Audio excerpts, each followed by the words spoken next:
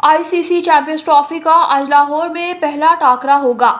रिवायती हरीफ इंग्लैंड और Australia Gaddafi stadium में मद्दे मुकाबिल होंगे। इस हवाले से पंजाब पुलिस ने सिक्योरिटी इंतजामात मुकम्मल कर लिए। आईजी पंजाब डॉक्टर उस्मान अनवर ने खिलाड़ियों, ऑफिशियल्स, शायकीन क्रिकेट को भरपूर सिक्योरिटी फराहम करने की हिदायत करते हुए कहा कि इंटरनेशनल इवेंट की सिक्योरिटी के पेश नजर मुल्क दुश्मन अनासिर पर कड़ी नजर रखे। पुरअमन और महफूज माहौल में इंटरनेशनल मैचेस का इनेकाद यकीनी बनाने के लिए पुरअज़्म है। पाकिस्तान क्रिकेट बोर्ड, जिला इंतजामिया, सिक्योरिटी एजेंसी समेत तमाम अदारों से कोऑर्डिनेशन मुकम्मल है। उनका कहना था कि ऑस्ट्रेलिया और इंग्लैंड के मैच की सिक्योरिटी पर 12,000 से ज्यादा पुलिस अफसरान और एहलकार तैनात होंगे।